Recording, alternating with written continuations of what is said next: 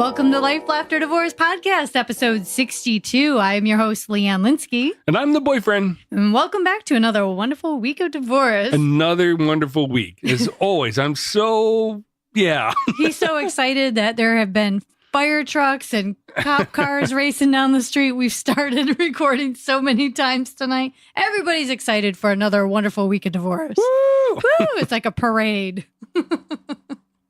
So welcome back. And I have to say, I know we joke about coming back to another wonderful week, but this is like the highlight of my week. Because, I know what you do all the rest of your week. Of course, this is your highlight. How sad. How awesome. How awesome, though, right? Because, I mean, sad the topic is divorce, but awesome because it's the upside. Well, as we've talked before, I thought initially that it's always going to be divorce and blah blah, but no. The stories and the experiences of everybody have been so unique, and we've learned so much from them. I can't wait to hear more. I know, and we keep meeting the most interesting and incredible people who've done really great things that have grown so much from this.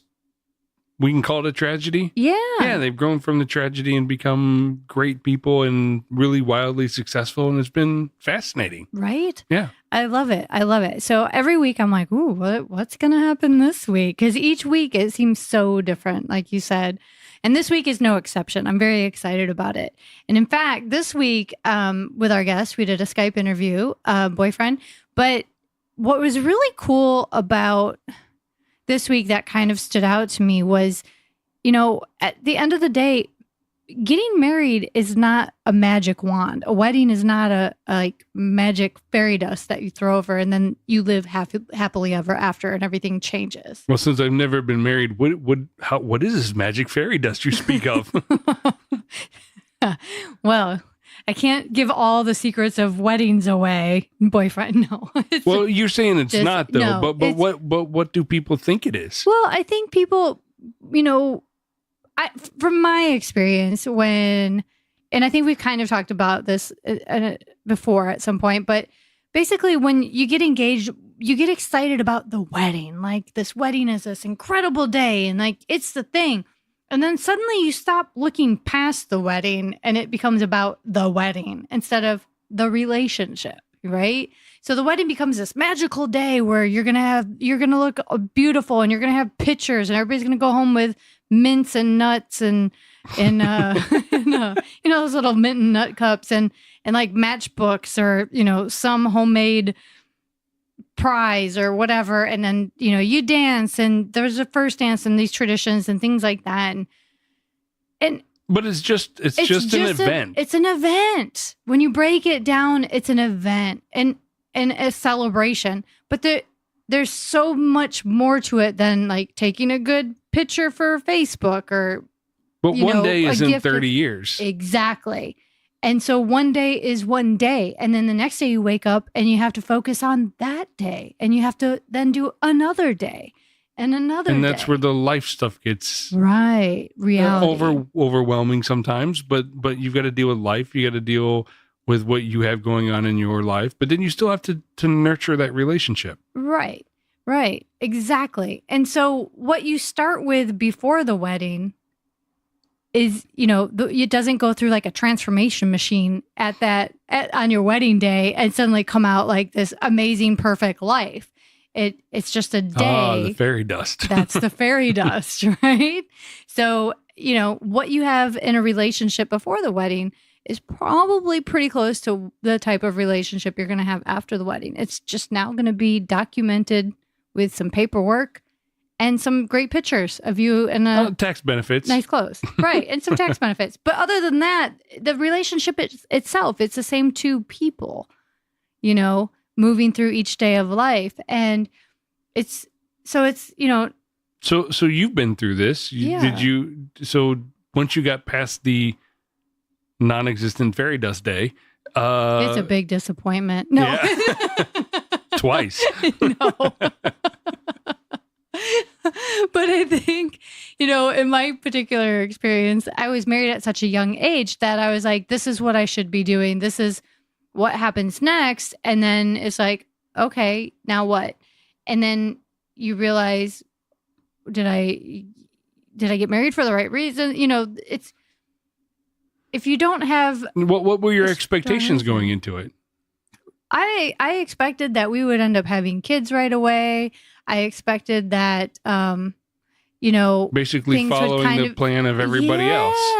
Yeah, kind of what everybody else was doing. And that's just it. I'm not everybody else. He's not everybody else. And you can't throw a blanket on, this is what you do. And everybody does it. And it works out exactly the same way, the same outcomes. And it's just, everybody's different. So I've had a relationship. I've had several relationships, but one of my earlier relationships was my partner. She had basically a schedule she wanted to follow because this is what everyone else was doing. Right. By the time I get this age, we'll be engaged. By the time I get this age, we'll be married. By the time I'm this age, I'll have my first kid. And then I'll have this as my job. And I'm like, life isn't planned like that. You've got to be able, you can't expect those things to happen. Yes. And that's, I think, the big thing right there is expectations. That you kind of nailed it. Marriage is not a magic wand. And life is flowy. You got to go with it. You got to bend and curl and turn and be pliable and try to enjoy it as you go through it. Right. And learn from it. Make mistakes, grow from it. And that's what I really enjoyed about today's guest. I should probably take a minute and introduce him.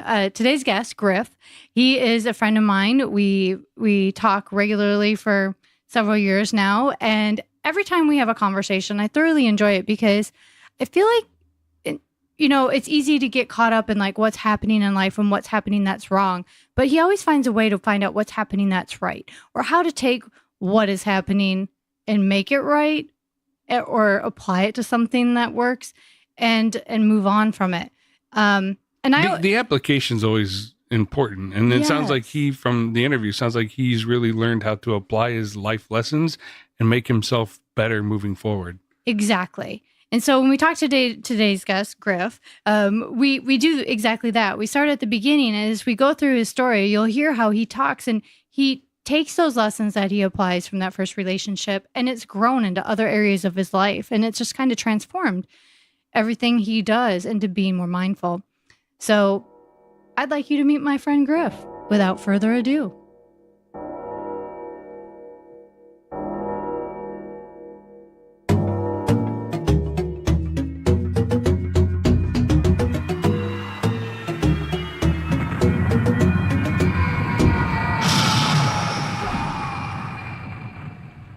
Griff, welcome to Life, Lafter, Divorce podcast.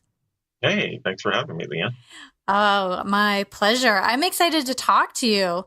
So for our listeners, I actually talk to Griff quite often. So we've known each other for a few years now, right? At least. Yeah, we've known each other for a while, and we talk regularly, and I'm very happy to have you on the website, on the podcast, because I think your attitude and everything, every time we talk, is always so positive and so inspiring to me that I think that anytime you shared any of your stories with me and everything, you always find a way to look on the bright side. And I think that's so important, especially when going through something like a divorce or some other traumatic event in our lifetime, and that your story and your experience would be helpful to our listeners. So I'm excited to share this. Well, I'm excited to be able to share, and hopefully something that comes out of it is beneficial to someone else. Yeah. Well, I guess the best place to start would probably be at the beginning. So I'm thinking, I know you've been married twice, but you've been divorced once, and you were divorced. When was that? My divorce it's been a while. I got divorced back in 1996, actually. Okay. And how long were you married? About 4 years. Yeah. So you were married fairly young. Yes, I believe I was around 22 years old. I was in the military at the time when I got married. Oh, now, did you know her from home, or did you meet her after you had moved away and were in the service? No, I actually met her. I was in the Army. I was stationed in southern Georgia. And in my off time from the military, I would pick up part-time jobs. So one of those jobs was as a radio announcer and she was a host of one of the segments, the shifts of the radio station, and she used to relieve me in the mornings. And so that's how we met, was through the radio station. Really? That's very cool. There's a lot of people who meet each other at work because that's where we spend so much of our time. So you guys met each other, and how long did you date before you got married? Oh, wow. I don't really remember. I want to say it would have needed to be, I guess, close to a year, maybe a year, something like that. Okay. And then you ended up getting married and were married for 4 years. Did you, like, I always talk to people, I mean, I don't think anybody really goes, well, some people go into it knowing there's their spidey sense was telling them something might be wrong, but they did it anyway. Right. Did you have that, or did you go into it thinking this is it? This is, going to be forever? I think for me, and I'm just, I'll be transparent with you. I think for me, I was 22 or so years old. I was probably of a state of mind of feeling like I was at a place in life where I should be, evolving, and sometimes when you talk to women, they may say like the clock is ticking or something, and, related to children. Well, in my mind, there was like this, I grew up around a lot of families and different things. And so I think a large part of that was just the sense of, gosh, is there somebody out there for me? I'm 22, even though that's still very young.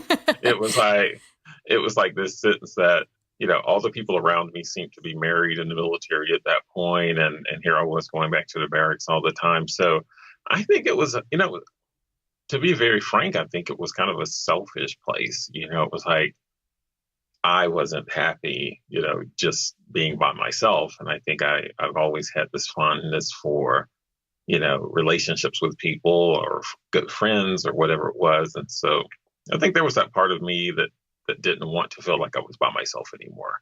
Right. And then the relationship opportunity was there. And being in the military is always a unique situation because the work-life balance is totally different than any other work-life balance someone may experience, because most of their jobs won't take them from 5 o'clock in the morning till whatever time somebody says you can go home at the end of the day. So it was interesting to look back on. I really would say that probably I was just at a place where I didn't want to be by myself anymore. Right. And so when you got married, was there anything that really surprised you after, in that first year or two that you weren't anticipating? I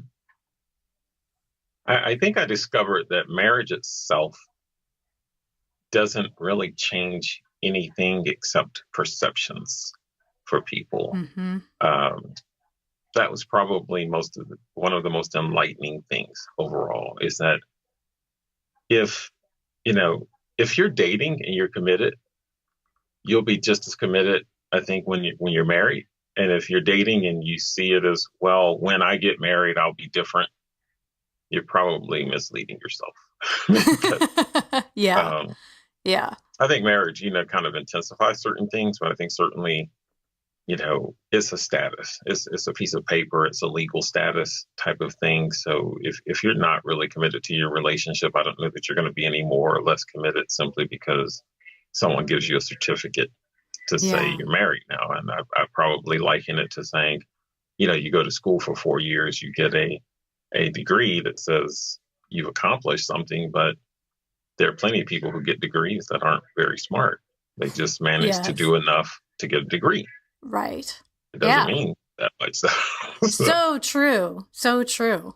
I mean, that happened. So how far along into the marriage did you start realizing that this wasn't changing your happiness meter? I think it was one of those times when I went away for training, some extended training, and you kind of just realize that, at least for me, it was that I wasn't really in it. I was kind of procedurally there, technically there. And when I was away, it was like I I kind of enjoyed being away. And understand this. And even to this day, I'll say the same thing. It was nothing to do with her. She was committed. She was faithful. She was, I think giving 100% to it. I think just I went in for the motive of being in the relationship, not because I necessarily was into the relationship with her. Right. Kind of thing. And that's why I kind of alluded to earlier, which is, you really have to kind of think about why you're doing it and why you're going into it. Yeah. So it was a while after you got back in here. And I think that it's hearing how you're saying it, and obviously you're looking on it many years later, it's so much self-awareness comes from what you're sharing with us about that relationship. I mean, because I feel like when we're in the middle of it, even though we realize that we probably made the mistake or we probably misjudged the situation or played a significant role in it, it's very easy for people to point the finger at somebody else. And I really appreciate hearing you share that what you recognize your role was in the marriage. Oh yeah. It was definitely me. So knowing that you see that now, did you see it while you were in it? Yes. You did. Okay. Which is tremendous. So what were your next steps? I'm guessing that you were probably the one who suggested the end of the marriage. Yes. Yeah. I was. And it was, needless to say, it wasn't a happy moment, but I think that, looking back, I really appreciate the fact that even though she didn't like it, she didn't want to be in a relationship with someone who didn't want to be in a relationship with her. Right.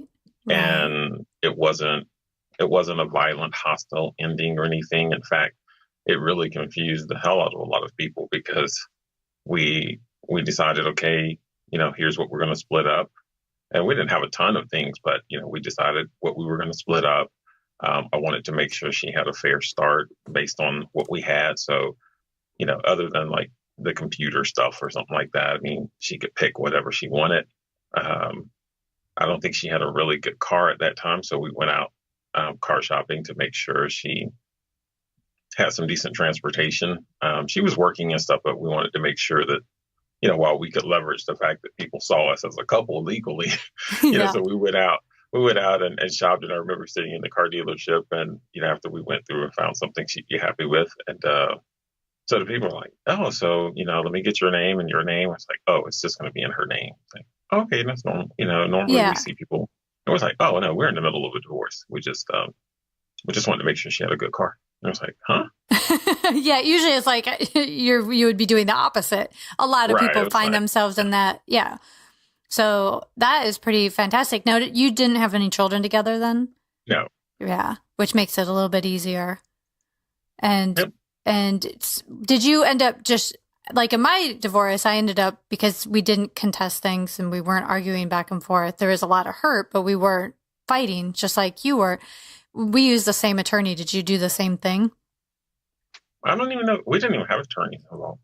Oh, okay. You just went down and did a simple divorce. This was in Florida. And, there weren't any kids involved. So you could do an uncontested divorce thing. Oh. And neither of us were contesting anything. Like I said, we didn't have a lot to split up. We didn't own a home or any of those things like that. We went to court.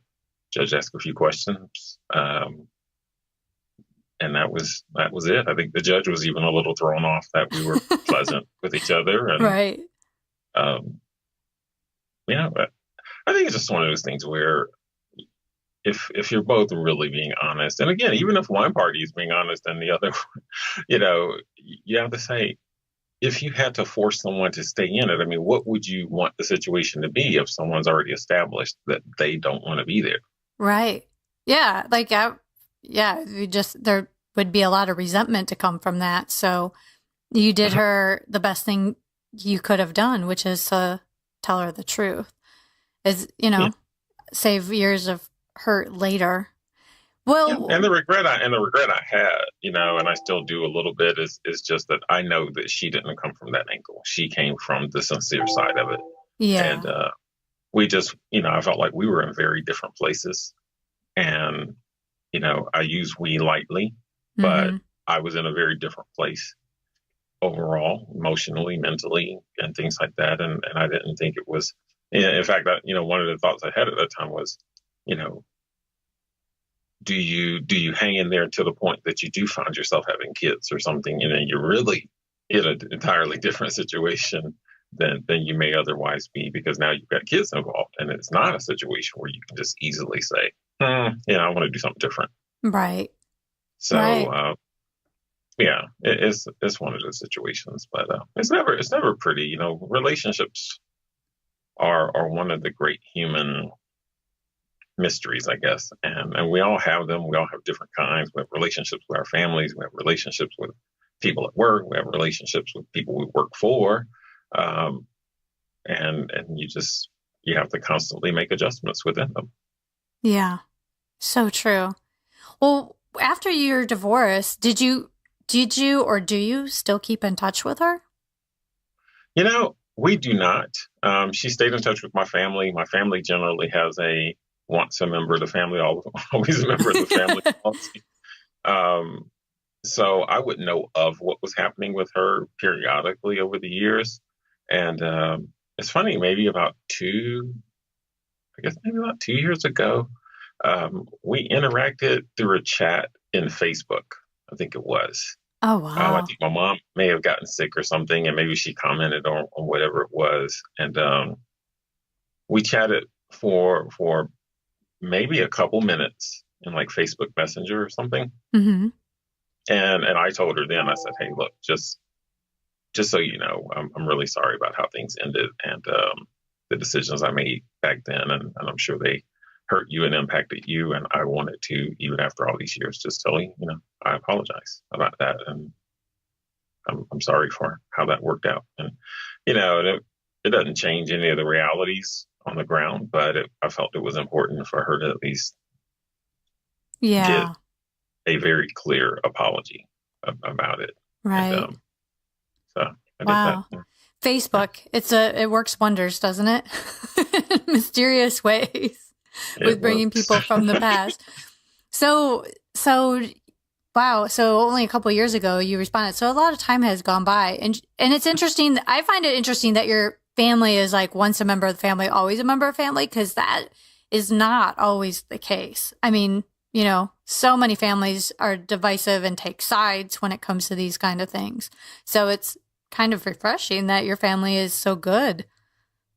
Yeah. Well, it probably helps that, neither of us set out to make each other a villain. There was never I hate them or anything like that at all. And one of the lessons I learned, and this is kind of in marriage and out of marriage thing, is that sometimes people confuse conflict and chaos with level of care. Mm-hmm. And I think it's a weird thing because, if something comes up and you don't fuss and fight about it, people sometimes try to interpret that as you don't care.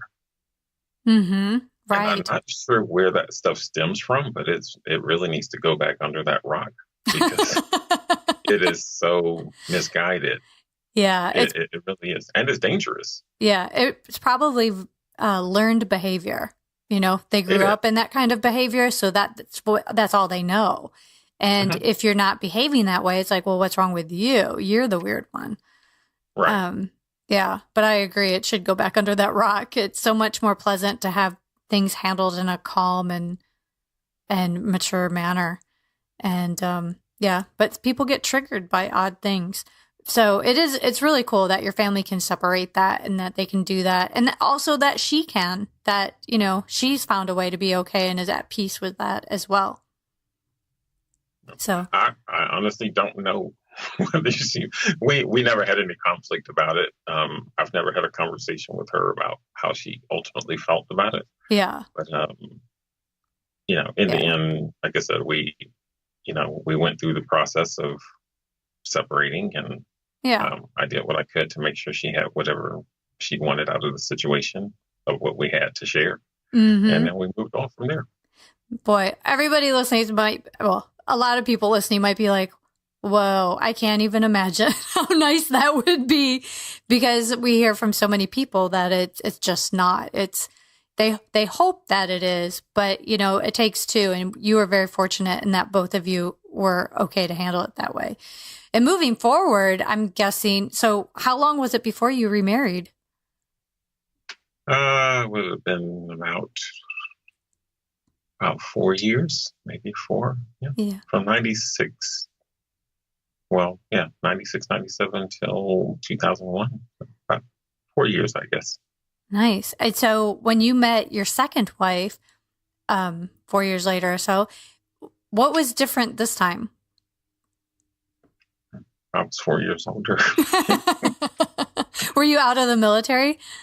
Yes. Okay. Yeah, I had actually gotten out of the military before the first divorce. Yes. Okay. So then you've been out of the military, you've been single for a few years, you meet another woman, but it's different this time. How? What was different about the relationship, or was it more so yourself?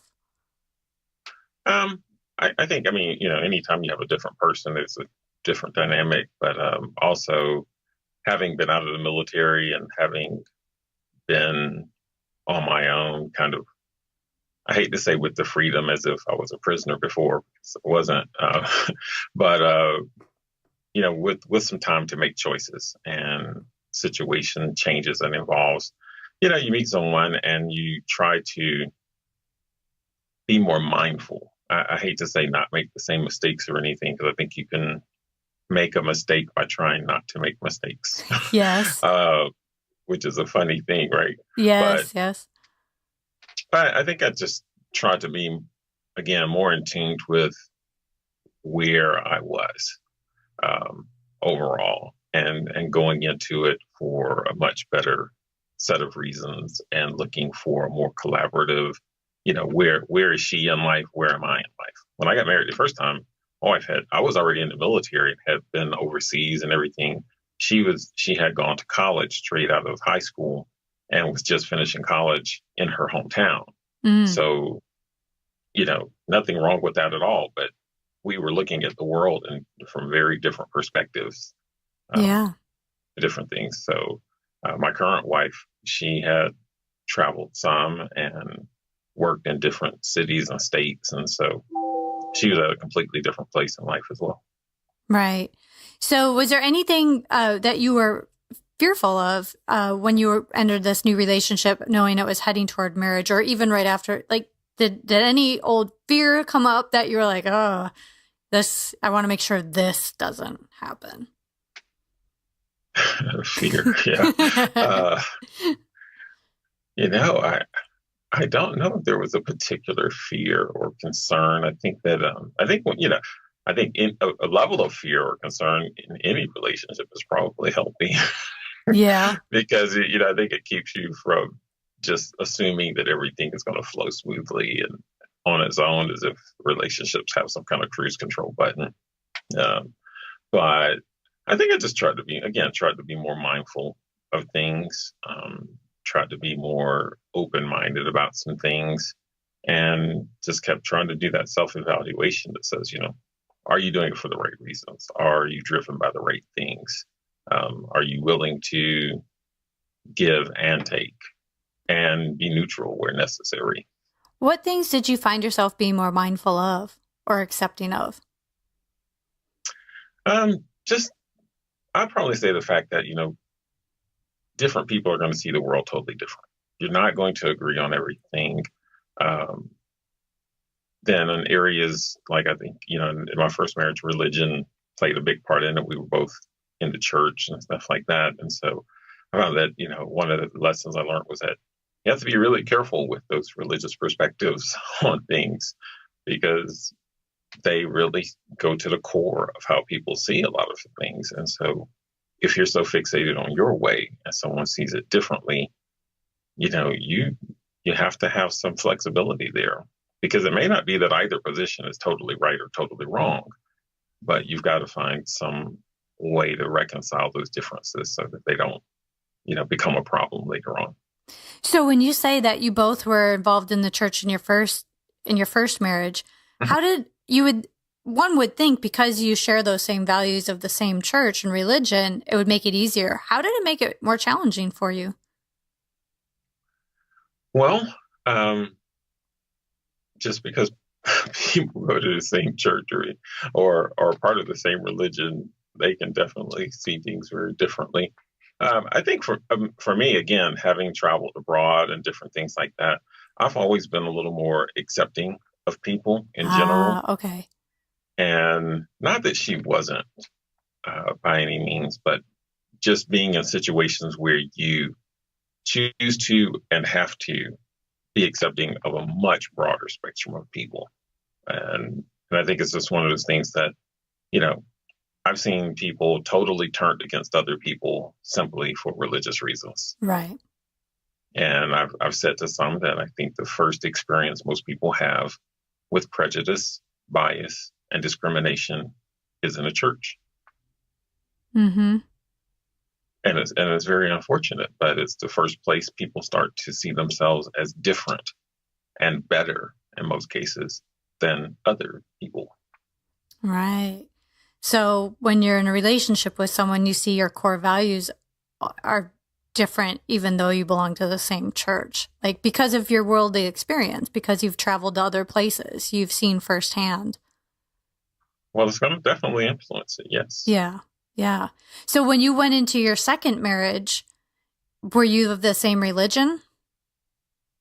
Yeah, we both identified as being a Christian, and over the years we've gone to different churches and things like that, and sometimes attended a little more, sometimes attended a little less, but I think in the end we get in the car after service and say, oh, so what'd you think about that?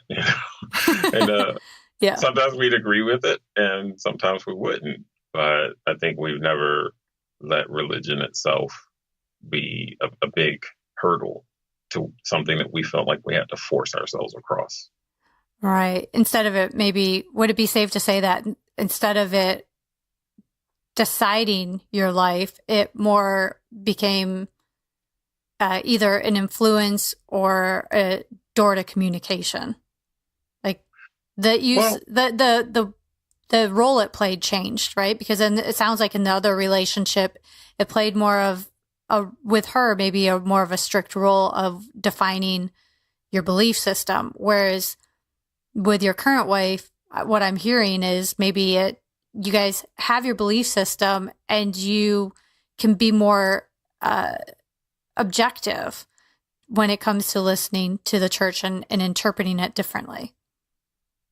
Yeah, I think the religious element of it becomes one of several pillars that you have in your relationship. It's not necessarily the largest one or the most prominent one, but it's one. Right. Okay.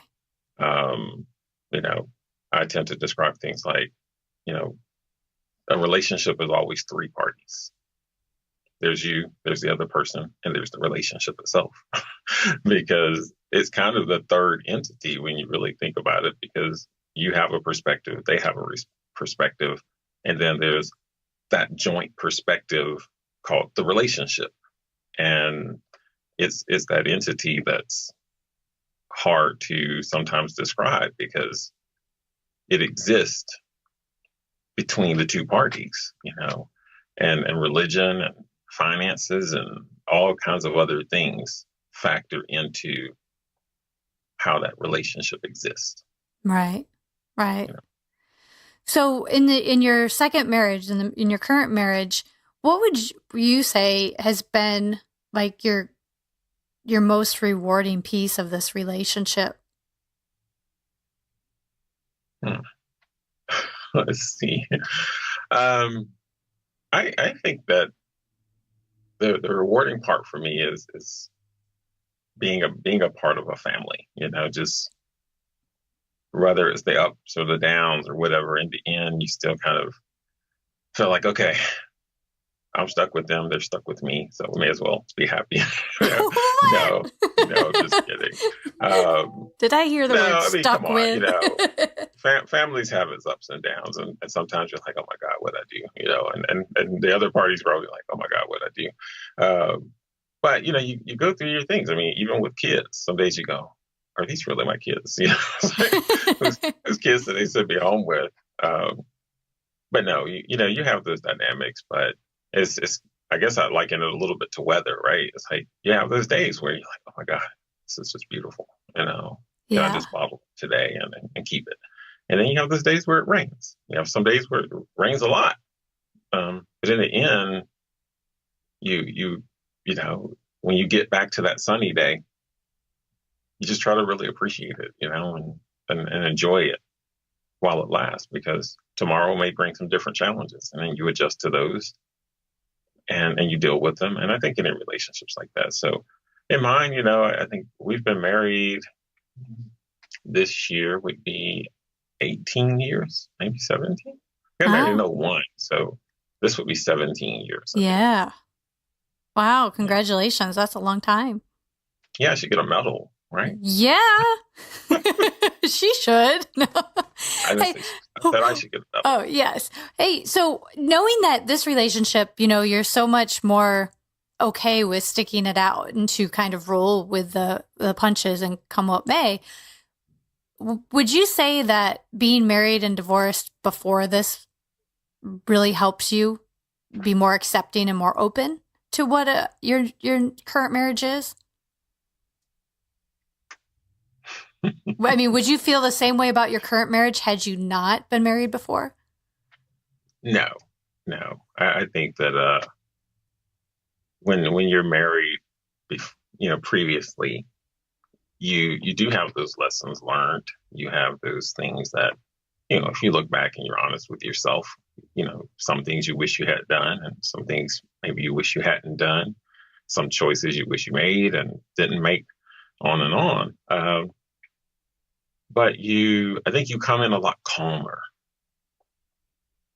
I think you react to things from a calmer place. You realize that every day is not a day that you got to judge whether you're going to make it or not. Right. Because I think that's the mistake sometimes people make, is that they get caught up into measuring and monitoring their relationship on a day-to-day basis. Mm. It's probably like weight, right? If you weigh yourself every day, you are going to go crazy. Right. It's okay to, sometimes the relationship's going to have a crazy week. And maybe you're both busy and you don't get to spend any time together. Right. It's okay. I love what you just said about weighing yourself every day. It's kind of like you got to look at your relationship as a long-term investment. If you're investing in stocks, you don't want to check it every day, because unless you're doing it for short-term investment purposes only, if you're planning for long-term and your retirement, you got to let it ride.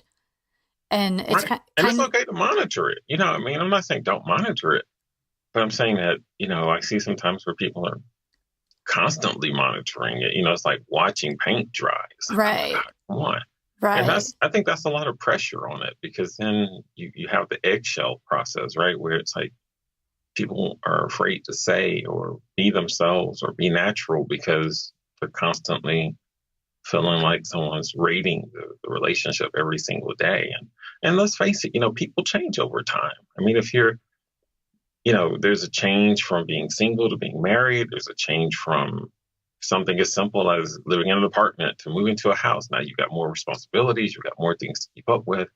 If one of the parties decides to maybe take a new job or go to school, things are going to change. I mean, the schedule is going to change. The availability is going to change. There are any number of changes that are going to come, and how you adjust to those changes are going to influence how you feel about the relationship. Mm-hmm.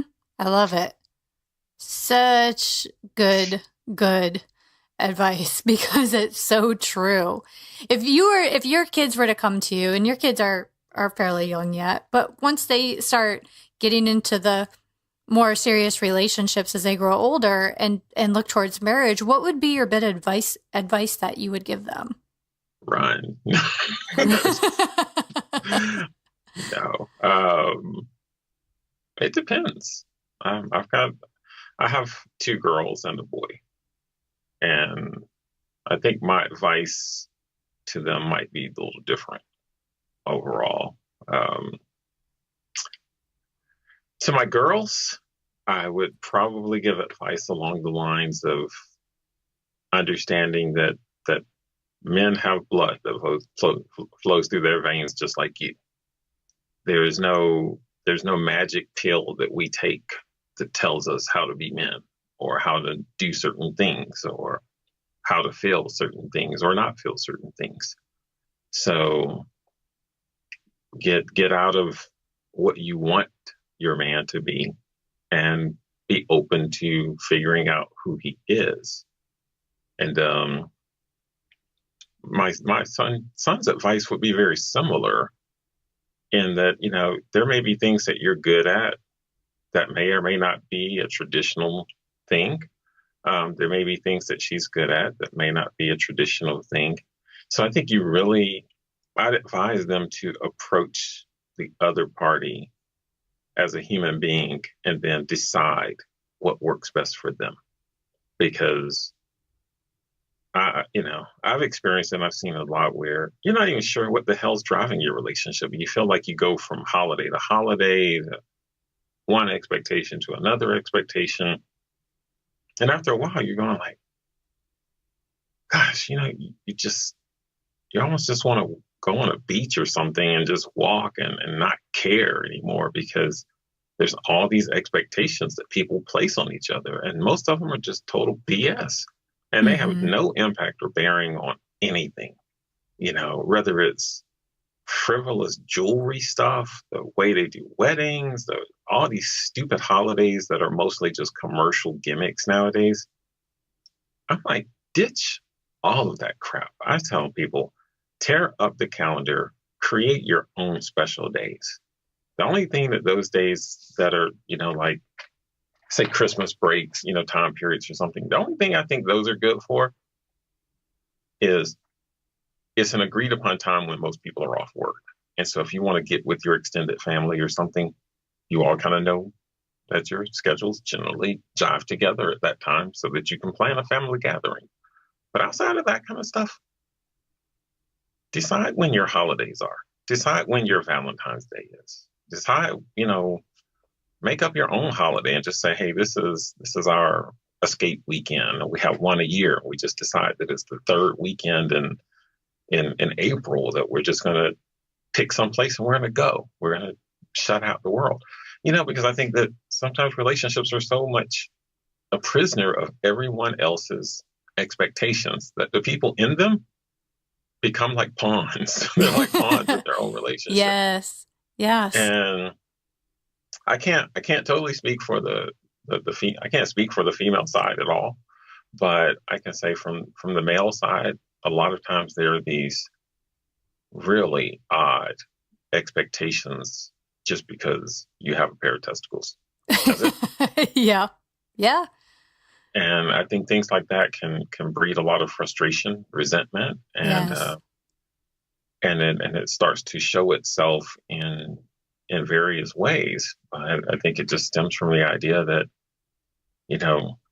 maybe you're not naturally a mechanic, but if you say, oh, well, you're a guy, you should know how to do that. Where would I have learned it? Right. So in my experiences, when I would hear a woman say, well, he's a man, he nobody should have to tell him that. And then I would, in conversation say, well, let me ask you this. Where do you think he would have learned that? Yeah. Well, he's a man. Okay.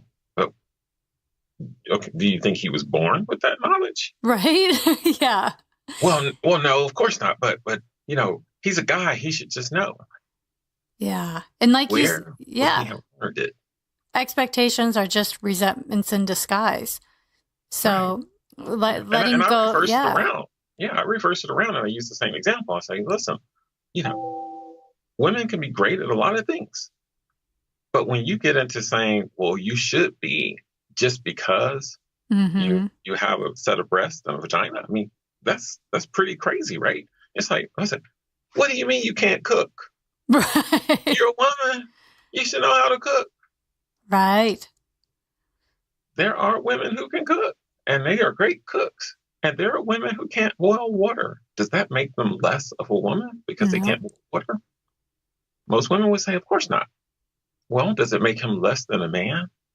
Because maybe he doesn't have the greatest job in your world. Maybe he didn't go to a 4-year college. Right. So does that, is that the measure of someone? And so, it gets kind of crazy, but it's just, I think that when people fall into those traps, like I said, they're pawns in their relationship. Yeah. One person may be happy, but the other person may be feeling some kind of way. Right. But I like what you said. It makes good sense. Let go of the expectations and look at the person as an individual, as an actual human being first, before you start putting your own thoughts of what they should be. Look at what they actually are and work out if that's right for you. And same with the outside of the person, the holidays and the days that you share. Let go of the expectations or what society expects it to be, and look at for what it really is and what you make of it. Yep. I love it. See, that's why I liked having you on here today. I knew that we've been talking for so long, and I'm like, I keep telling you I wanted to have you on the podcast. And that's exactly why. I think your self-awareness and your perspective on things is so enlightening. And, fortunately, you're one of those people who can find the light in the darkness. And at times of when things are challenging, you look at it, you embrace the change and the challenge and you run with it. And I think that's so helpful. And so I really appreciate you sharing your story and your own journey of going through your divorce and new marriage, and how that's kind of changed your whole outlook on things as well. So thank you. Well, you're welcome. And on that note, let me give you this. I've heard that a lot over the years, like, oh my gosh, you're looking at things so positive or whatever. And I get it. But I posed the following question. Mm-hmm. What is the alternative? Yeah. I mean, what do you think I should be thinking or doing or saying? I can't change what happened, in that moment. I can't. It was already done. It was already said. It was already experienced. So the only real choice I have, since none of us can go back and rewrite what has happened, the only thing you can do is to make a decision to some level or another about how you'll proceed from here. So when you really step back and think about it, you don't have a choice in it either way. The only choice you have, concerning the past, you don't have a choice. But concerning moving forward, you're either going to just let however you feel dictate how you see moving forward, or you're going to be a participant in that and decide that, yeah, it may not go the way I want, but I'm going to at least try to put my finger on the scale to make sure it tips in the direction I want it to go. Right. You're not going to let it keep you down. You're going to get off the mat and start moving forward. So I'm at least going to crawl. I'm at least going to try to look in the direction I want to go. I'm going to do something. Yeah. And I think, what I do when I talk to people sometimes is I try to instill in them this idea of channeling. And channeling is nothing more than the idea that, you always have a feeling or an energy about you. And when you're angry or frustrated, that level of energy is higher. And so sometimes I'm most productive when I'm upset about something, because I have so much more energy built up from being upset. The question is, what do I do with it? And so by channeling it, sometimes I'll channel it into something I don't want to do. Because when I'm upset and angry at that moment, I need that extra energy to push me past my not wanting to do that thing. Yes. It pushes me right through it. Yep.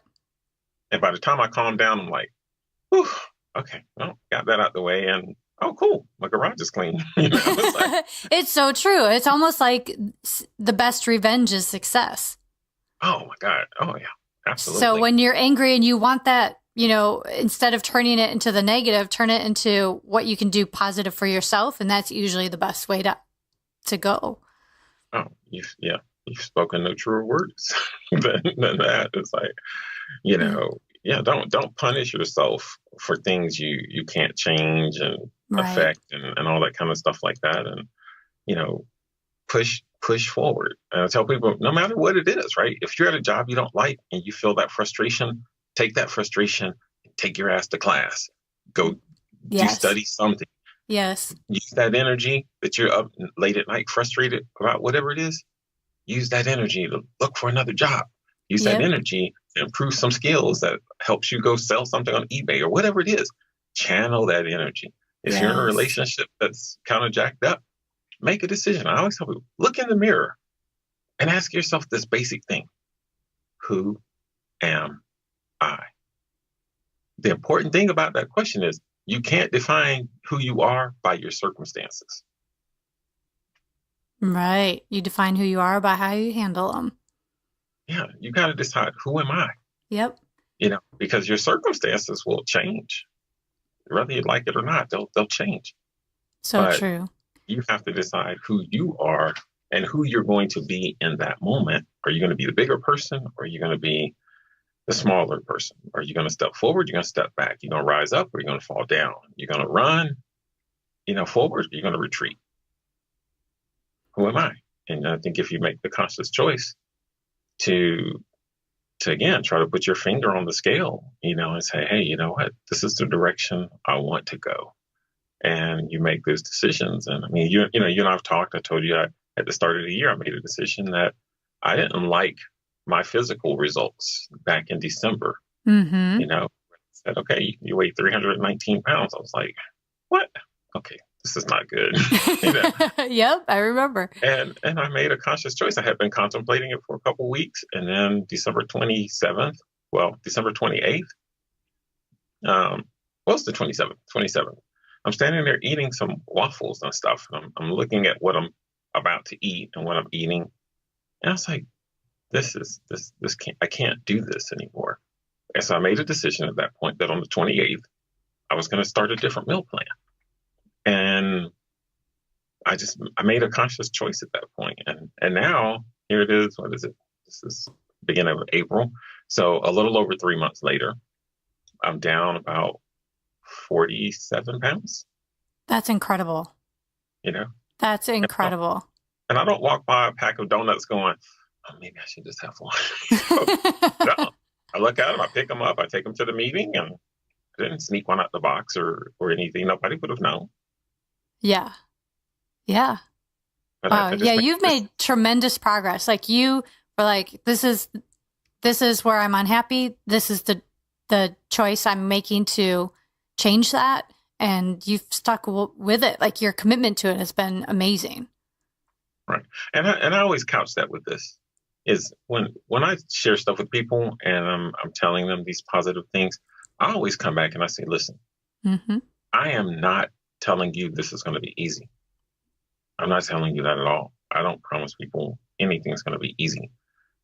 But what I do tell them is to keep in mind that you don't grow in comfort.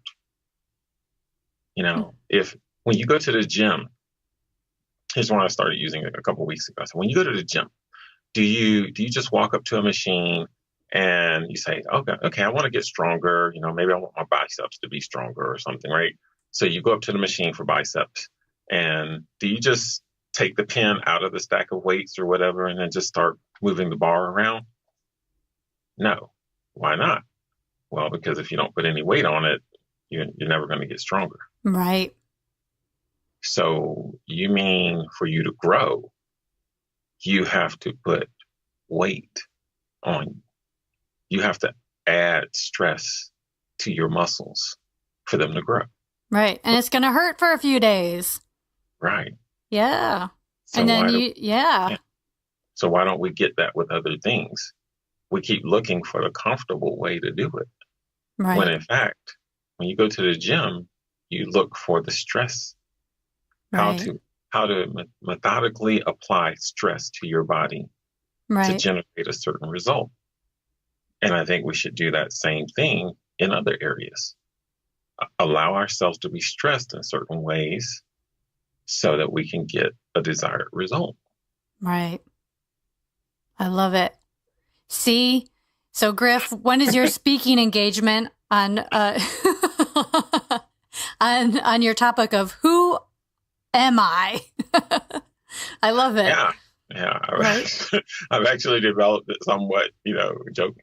Seriously, I have, because it's a big thing. I mean, and there's several areas, and they all kind of come back to that very simple question: who am I? And I think that's a great question, especially when we bring it back to going into a relationship. It's who am I? Who am I in this relationship? What role am I playing? And and how do I need to adjust and change and change my perspective in order to move forward in this relationship? And it's not always comfortable. It ebbs and it flows, just like you say. And I've already started taking some notes here on some of the awesome words of wisdom that you shared. So this is cool. Thank you so much. I know that you've got to get back to your busy schedule. I know what you've got going on, but I really appreciate you taking the time out today to talk to us and share everything. And you have so much good information, and you do such great things. And it's all just the attitude and the attitude you choose. So thank you. Well, I appreciate you having me on, and hopefully something that was shared benefits someone else. And I'd like to think that those lessons learned, don't just benefit me, having learned them, but hopefully through sharing them with other people, it becomes a more powerful message. And that's kind of how I try to approach it. Well, you can check that off your list for today, because you certainly did that. So thank you so very much. I appreciate it. Thank you, Ian. You have a great day. You too.